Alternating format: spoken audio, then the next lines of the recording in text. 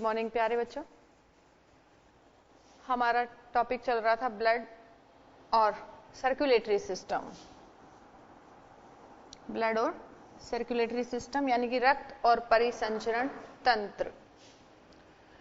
बच्चों हमने RBC WBC के बारे में पढ़ लिया था। हमारा प्लेटलेट्स बच गया था तो उसके बारे में हम बताएंगे।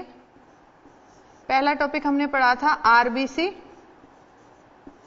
जिसकी डिटेल हम बता चुके हैं, डब्ल्यूबीसी, और तीसरा नंबर आता है हमारा प्लेटलेट्स या हिंदी में बोले तो बिंबाणु।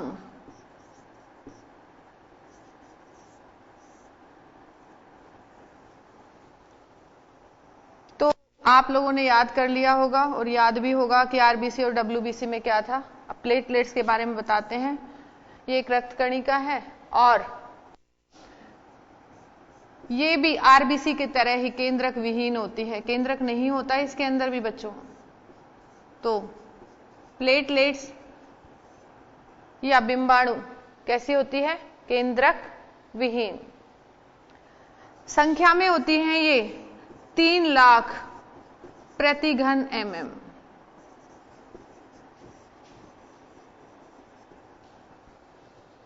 कितनी होती है? 3 लाख प्रति घन mm। ये क्या करती हैं बच्चों? रक्त का थक्का जमाती हैं। क्या करती हैं? रक्त का थक्का बनाना इनका काम है बच्चों। किनका? प्लेटलेट्स का। ये रक्त का थक्का बनाती हैं। और ये क्या करती हैं? जो हमारी रक्त वाहिनियां हैं, रक्त वाहिनियां कौन कौन सी हैं बच्चों? धमनी, शिरा और केशिकाएं। मेन धमनी और शिराएं हैं। तो ये रक्त वाहिनियों की भी सुरक्षा करती हैं। कौन? प्लेटलेट्स। तो बिंबाणु प्लेटलेट्स केंद्रक विहीन है। संख्या होती है इनकी 3 लाख प्रति घन mm। रक्त का थक्का बनाती हैं ये और रक्त वाहिनियों की सुरक्षा भी करती हैं। रक्त का थक्का ये क्या करती हैं? फाइब्रिनोजन एक प्रोटीन होता है, उसको सक्रिय करती हैं, जिससे फाइब्रिन नाम के तंतु बनते हैं। इस तरीके से जब ब्लड निकलता है तो प्लेटलेट्स क्या करती हैं? फाइब्रिनोजन को सक्रिय करके और फाइब्रिन नाम के तंतु बनाती हैं जहां भी चोट लग जाती है। और जब ब्लड आता है तो ब्लड की जो कोशिकाएं हैं, जो कणिकाएं हैं, वो इन थक्कों में आके अटक जाती हैं और आगे ब्लड को बहने से रोकती हैं। कौन करता है ये काम बच्चों? बिंबाणु करता है। ठीक है, प्लेटलेट्स करते हैं। तो ये हुई हमारी रक्त की तरल और ठोस भाग बताए थे हमने, रक्त के तरल और ठोस। अब हम नेक्स्ट करते हैं रक्त के कार्य।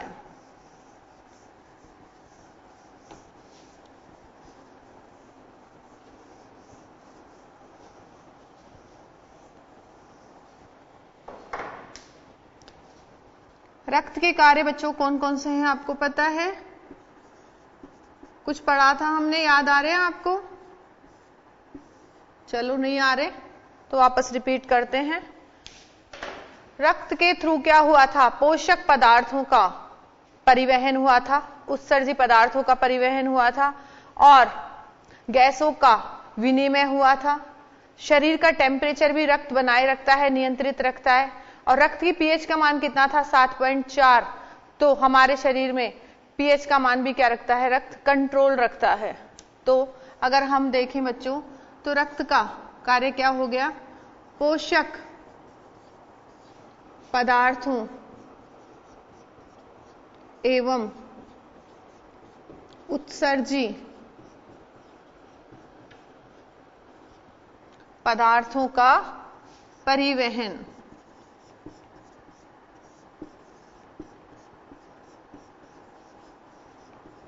ठीक है बच्चों, तो रक्त क्या करता है? पोषक पदार्थों एवं उत्सर्जी पदार्थों का परिवहन करता है। दूसरा कार्य क्या है बच्चों?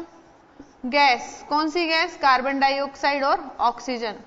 तो गैसों का विनिमय करना, एक्सचेंज करना।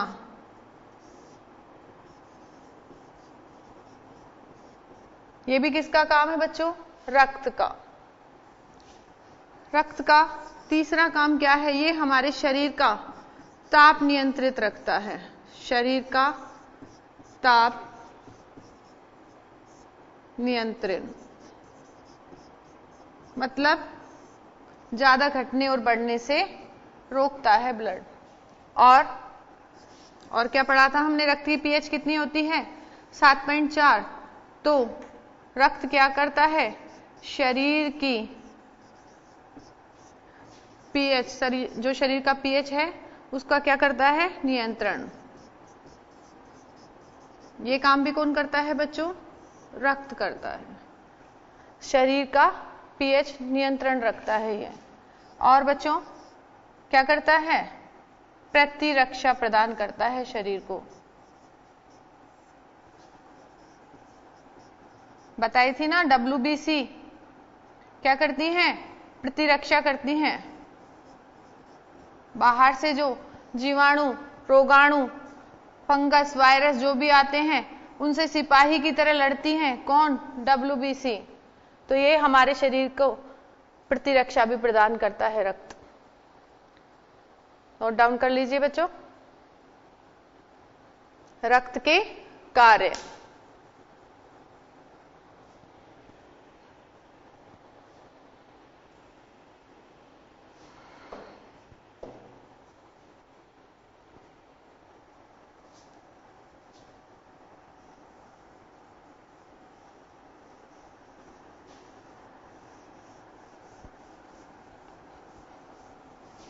नेक्स्ट, रक्त के बारे में थोड़ी सी डिटेल पढ़ेंगे, ब्लड के बारे में।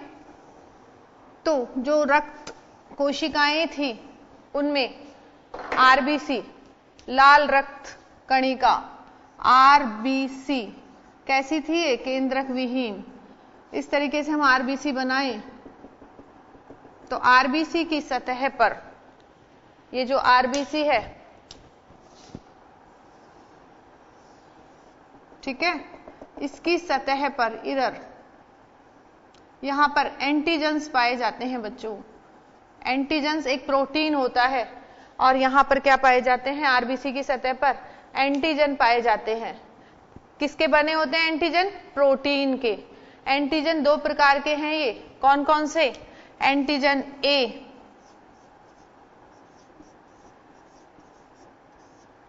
और B। A और B एंटीजन कहां पाए जाते हैं? RBC की सतह पर। और इनकी उपस्थिति के आधार पर जो रक्त है उसको 4 भागों में बांटा गया है। रक्त को 4 भागों में बांटा है। 4 प्रकार हो गए रक्त के।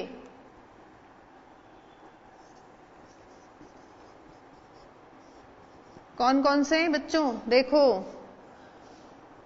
जहां पर एंटीजन A पाया जाएगा, एंटीजन B पाया जाएगा, A और B दोनों पाए जाएंगे या दोनों में से कोई भी नहीं होंगे। ये कंडीशन हो सकती है एंटीजन की। एंटीजन A पाया जाए, B पाया जाए, AB पाया जाए या दोनों में से कोई भी नहीं हो। इनकी उपस्थिति के आधार पर ये एंटीजन है और इनकी उपस्थिति के आधार पर ब्लड ग्रुप, अगर A एंटीजन प्रेजेंट है तो ब्लड ग्रुप होगा A, B प्रेजेंट है तो ब्लड ग्रुप होगा B, AB दोनों एंटीजन हैं तो ब्लड ग्रुप होगा AB और दोनों में से कोई भी नहीं है तो ब्लड ग्रुप होगा O। तो ब्लड ग्रुप कितने प्रकार का हो गया? रक्त समूह, ब्लड ग्रुप, एंटीजन की उपस्थिति के आधार पर 4 प्रकार का हो गया। अगर एंटीजन यानी कि प्रोटीन, जो कहां पाया जाएगा? RBC की सतह पर। अगर एंटीजन A है तो रक्त समूह होगा A, अगर प्रेजेंट है तो कहां पर? RBC की सतह पर। अगर B प्रेजेंट है तो रक्त समूह होगा B। A और B दोनों एंटीजन हैं तो रक्त समूह होगा AB और दोनों में से कोई भी नहीं है तो रक्त समूह होगा O। ठीक है बच्चों? तो देखिए हम एक सारणी बनाते हैं इसके लिए, रक्त समूह के लिए। तो रक्त समूह कितने प्रकार के हो गए? 4 प्रकार के। और जो ये व्यवस्था है इसको बोलते हैं ABO समूहीकरण। रक्त की यह व्यवस्था क्या कहलाती है? ABO समूहीकरण।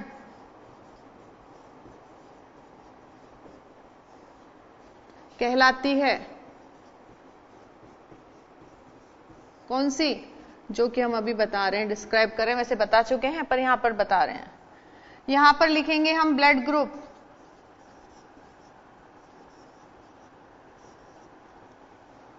यहां एंटीजन, टाइप ऑफ एंटीजन।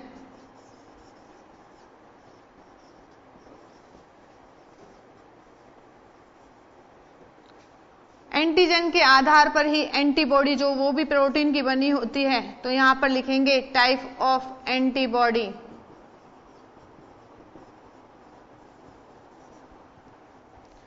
देखिए बच्चों, ब्लड ग्रुप कितने प्रकार का बताया है? 4। 1, 2, 3 और 4। पहला टाइप कौन सा है? ए। दूसरा कौन सा है? बी। तीसरा AB और चौथा O। 4 ब्लड ग्रुप हैं। अब एंटीजन के टाइप बताते हैं। ए ब्लड ग्रुप में कौन सा एंटीजन होगा? ए। बी में कौन सा होगा? बी। AB में कौन से होंगे? ए और बी दोनों। और O में कोई सा भी एंटीजन नहीं होगा। O में एंटीजन नहीं होता।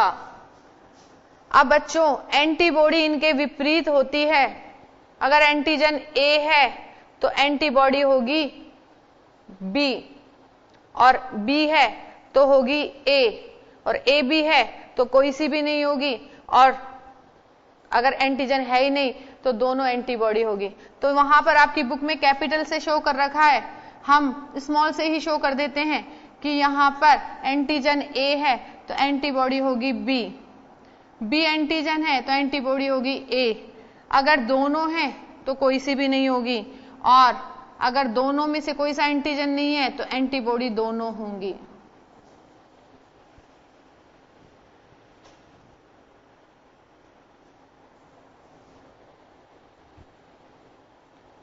देखिए बच्चों, ये तो है हमारे एंटीजन A और B के आधार पर। ऐसे ही लाल रक्त कणिका पर एक और एंटीजन पाया जाता है जिसे हम कहते हैं RH, RH कारक। क्या कहेंगे बच्चों? RH कारक। अगर RH कारक प्रेजेंट है तो ब्लड ग्रुप होगा पॉजिटिव, और RH कारक एब्सेंट है तो होगा नेगेटिव। तो इस आधार पे RH की प्रेजेंट के आधार पर ब्लड ग्रुप को 2 भागों में बांटा है। A वाले को बांटा A पॉजिटिव, जिसमें RH कारक होगा, और जिसमें RH कारक नहीं होगा उसे बोलेंगे A नेगेटिव। तो RH की प्रेजेंट के आधार पर भी ब्लड ग्रुप को 2 भागों में बांट दिया, A पॉजिटिव और A नेगेटिव। A पॉजिटिव तब होगा बच्चों जब RH कारक उपस्थित होगा, और A नेगेटिव तब होगा बच्चों जब RH कारक नहीं होगा। ऐसे ही B को भी 2 भागों में बांट देंगे बच्चों, B पॉजिटिव और B नेगेटिव। ऐसे ही AB को भी 2 भागों में बांट देंगे बच्चों, AB पॉजिटिव और AB नेगेटिव। इसी प्रकार O ब्लड ग्रुप भी 2 प्रकार का होगा, जिसमें RH प्रेजेंट है वो O पॉजिटिव, और जिसमें RH नहीं है वो O नेगेटिव।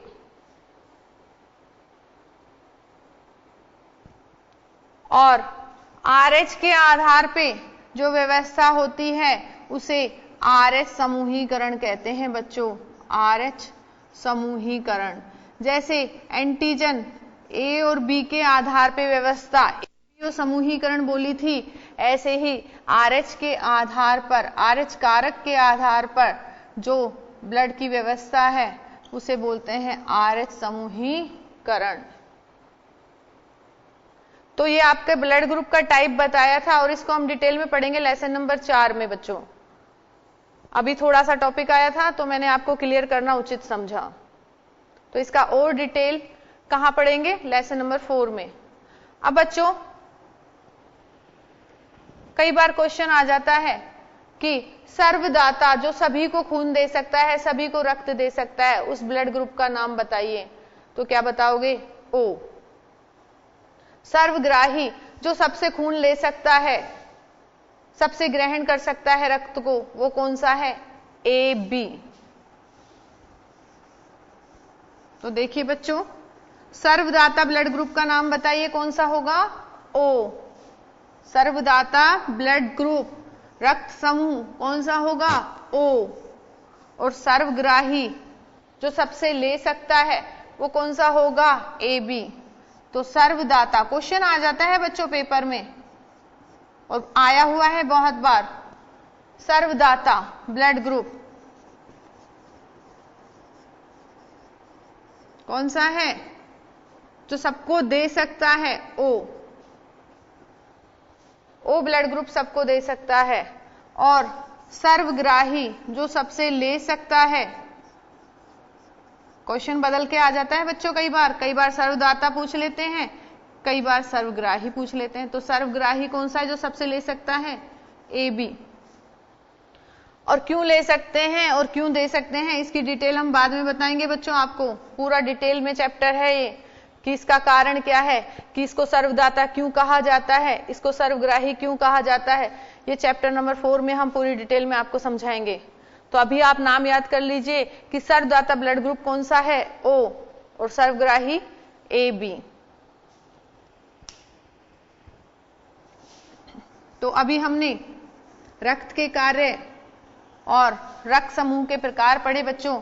अब हमारा मेन टॉपिक आता है रक्त परिसंचरण तंत्र। तो परिसंचरण तंत्र पढ़ेंगे बच्चों अब हम। Circulatory system.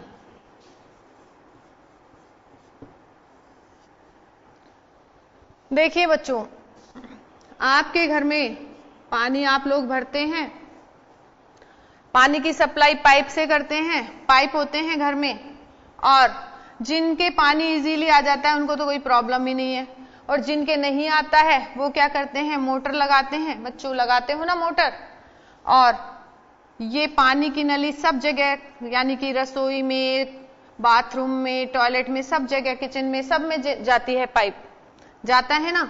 तो यहां पर क्या हो जाती है? ब्लड की, यानी कि एक तरीके से पानी की सप्लाई होती है। पानी की सप्लाई कहां होती है बच्चों? घरों में। तो पानी को पंपिंग करने का काम कौन करती है? मोटर। और नली क्या करती है? पानी को लेके जाती हैं। और कहां ले जाती हैं? घर के विभिन्न भागों तक। जिस प्रकार से पानी की सप्लाई होती है, इसी प्रकार से हमारे शरीर में रक्त की भी सप्लाई होती है, रक्त का भी परिसंचरण होता है। तो इसके बारे में हम पढ़ेंगे बच्चों कि किस तरीके से, जैसे घरों में पानी की सप्लाई होती है, ऐसे ही हमारे शरीर में भी रक्त की सप्लाई कैसे होती है। तो पहले तो हम आपको बता दें कि जो हमारा परिसंचरण तंत्र है वह बंद प्रकार का है। तो बंद परिसंचरण तंत्र है हमारा। अब बंद का मतलब आप पूछेंगे मैडम क्या होता है बंद का मतलब? तो देखिए बच्चों, बंद परिसंचरण तंत्र, बंद का मतलब है कि ये बंद नलियों में रक्त का प्रवाह होता है। और बंद नलियां दो प्रकार की हैं हमारे शरीर में, धमनी और शिरा।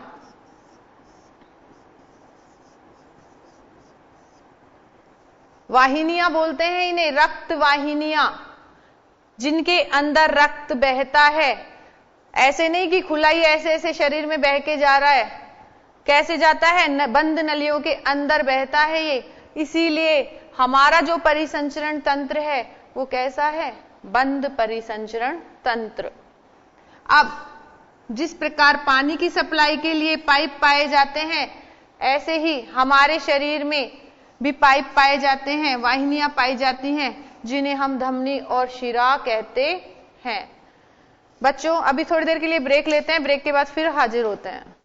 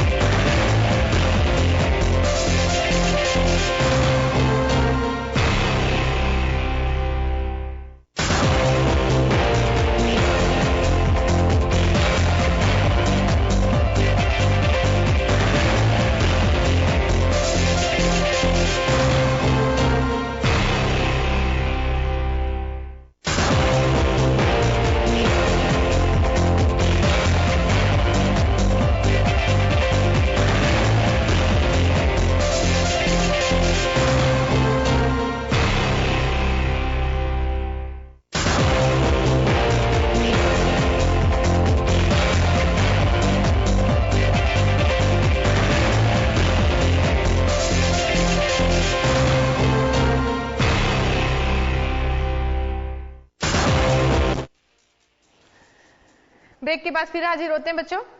तो अभी हम बता रहे थे कि जो रक्त बहता है वह पाइप में, नलियों में बहता है और उन्हें हम वाहिनियां कहते हैं, रक्त वाहिनियां। क्या कहेंगे? रक्त वाहिनियां। और रक्त वाहिनियां कितनी हैं बच्चों? 2 प्रकार की, धमनी और शिरा। थोड़ा सा बता दूं मैं आपको कि धमनियों में शुद्ध रक्त बहता है।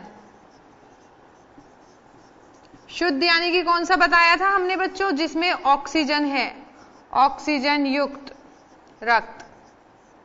और शिराओं में अशुद्ध रक्त बहेगा। और अशुद्ध कौन सा है बच्चों? CO2 युक्त, कार्बन डाइऑक्साइड युक्त। तो धमनियां शुद्ध रक्त को ले जाती हैं, शिराएं अशुद्ध रक्त को ले जाती हैं। शुद्ध रक्त है ऑक्सीजन युक्त और अशुद्ध रक्त है कार्बन डाइऑक्साइड युक्त। इनमें और भी कई अंतर है, वो हम बाद में पढ़ेंगे, अभी हृदय के बाद। ठीक है बच्चों? तो अब देखिए हमारा परिसंचरण तंत्र कौन सा है? बंद परिसंचरण तंत्र। क्यों? क्योंकि रक्त बहता है रक्त वाहिनियों में, और रक्त वाहिनियां कितनी हैं? 2, धमनी और शिरा।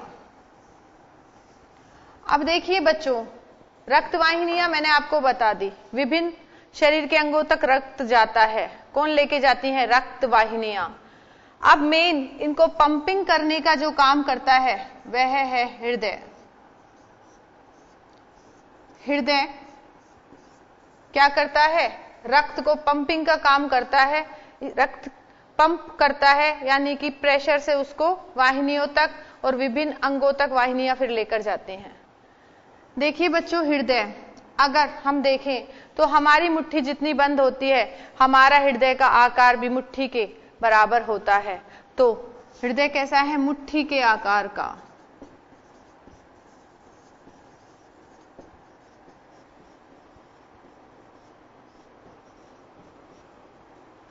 हृदय बहुत कोमल होता है, कोमल और मांस से बना हुआ, यानी कि मांसल होता है। और कैसा होता है? लाल रंग का। तो हृदय का रंग कैसा है? लाल। मुट्ठी के आकार का होगा, कोमल, मांसल और लाल रंग का होगा।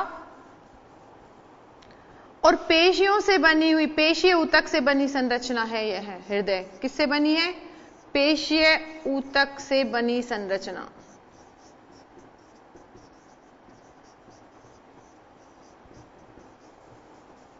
पेशीय ऊतक से बनी संरचना।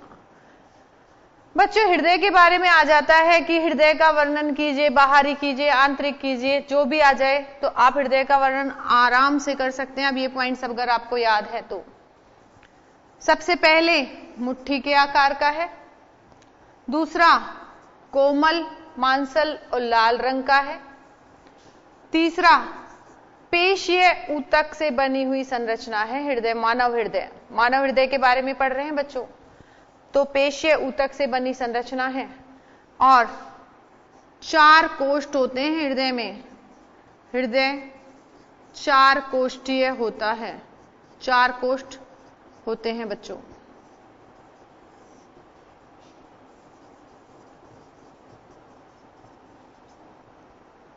दो कोष्ठ ऊपर होते हैं, 2 नीचे होते हैं। थोड़ा सा मैं आपको समझा दूं, इधर की तरफ देखिए बच्चों। जैसे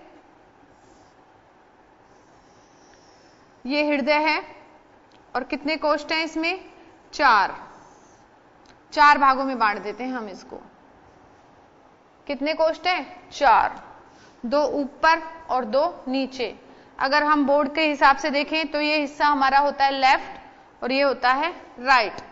तो इधर राइट है, ये राइट है और ये लेफ्ट, यानी कि दायां और बायां। तो ऊपर जो पाए जाते हैं वो क्या होते हैं बच्चों? आलिंद। 2 आलिंद होते हैं और 2 नीले पाए जाते हैं। 4 हिस्सों में होते हैं। ऊपर वाले आलिंद होते हैं वो थोड़े छोटे होते हैं और नीले बड़े होते हैं। तो ऊपर जो पाए जाते हैं वो आलिंद होते हैं। तो दाईं तरफ होगा दायां आलिंद और बाईं तरफ होगा बच्चों बायां आलिंद।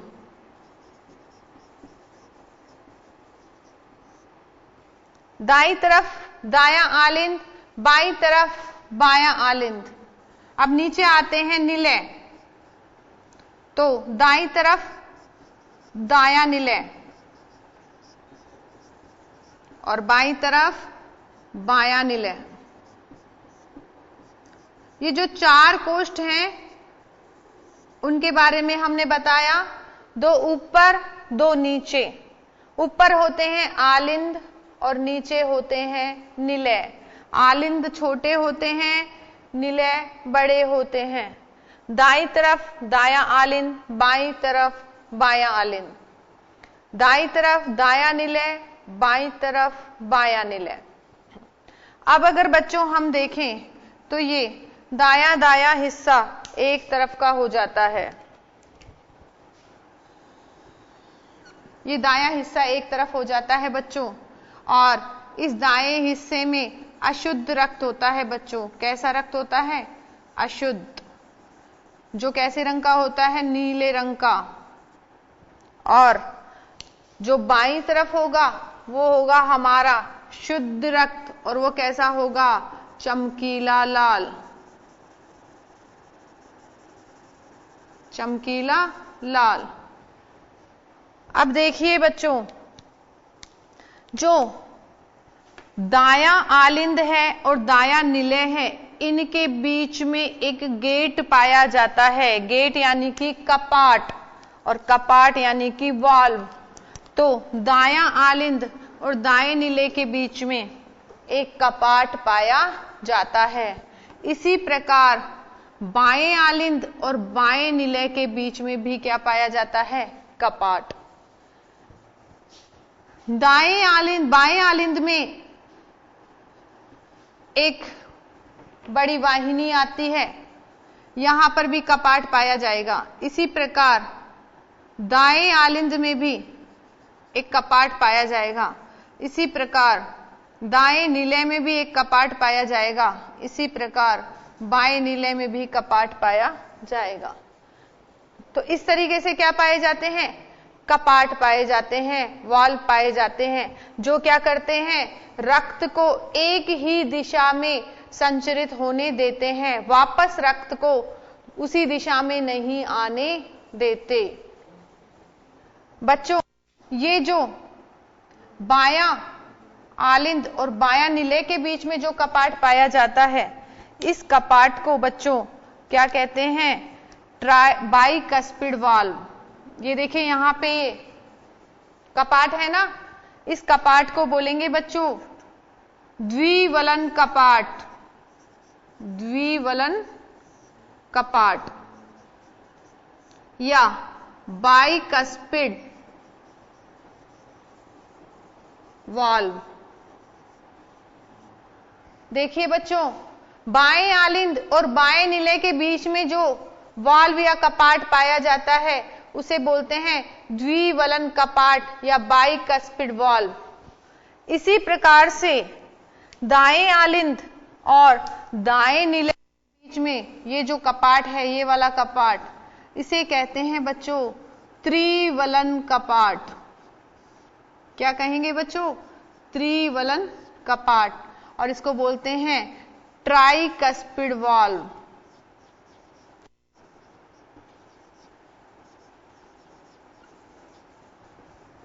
देखिए बच्चों, मैंने आपको क्या क्या बताया? हृदय कैसा होता है? मुट्ठी के आकार का। कैसा होता है? कोमल, मांसल और लाल रंग का। कैसी संरचना है? पेशीय ऊतक से बनी संरचना। कितने कोष्ठ होते हैं? 4। कौन कौन से? 2 आलिंद और 2 निलय। दाया आलिंद और बायां आलिंद, दाया निलय और बायां निलय। 4 कोष्ठ हो गए बच्चों। आलिंद होते हैं वो छोटे होते हैं, निलय बड़े होते हैं। बाएं आलिंद और बाएं निलय के बीच में कपाट पाया जाता है जिसे हम द्विवलन कपाट या बाइकस्पिड वाल्व कहते हैं बच्चों। इसी प्रकार से दाएं आलिंद और दाएं निलय के बीच में भी कपाट पाया जाता है जिसे हम ट्राइकस्पिड वाल्व कहते हैं। ठीक है बच्चों, बाएं आलिंद में, बाएं निलय में, दाएं आलिंद में, दाएं निलय में, यहां पर भी कपाट पाए जाते हैं। इन कपाट का काम होता है कि रक्त को पुनः वापस उसी दिशा में जाने से रोकते हैं। नोट डाउन कर लीजिए बच्चों।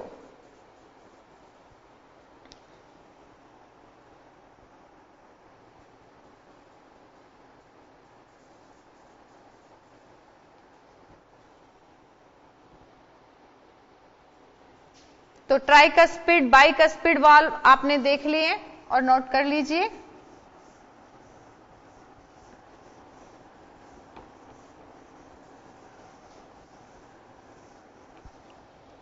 एक बार वापस से आपको बड़ा सा चित्र बना देती हूं, आप देख सकते हैं। 4 हिस्से होते हैं, 2 आलिंद और 2 निलय। कपाट होते हैं यहां पर।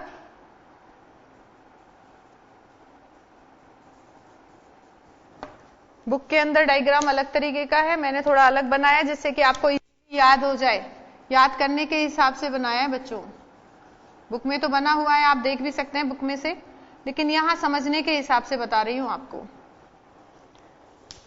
तो यहां पर ये दाईं तरफ और ये बाईं तरफ, तो लेफ्ट और राइट। ये राइट है, राइट को हम ब्लू से लिख रहे हैं इसलिए कि जिससे कि यहां पता चले कि अशुद्ध रक्त बहता है, और बाईं तरफ लेफ्ट साइड यहां पर शुद्ध रक्त बहेगा।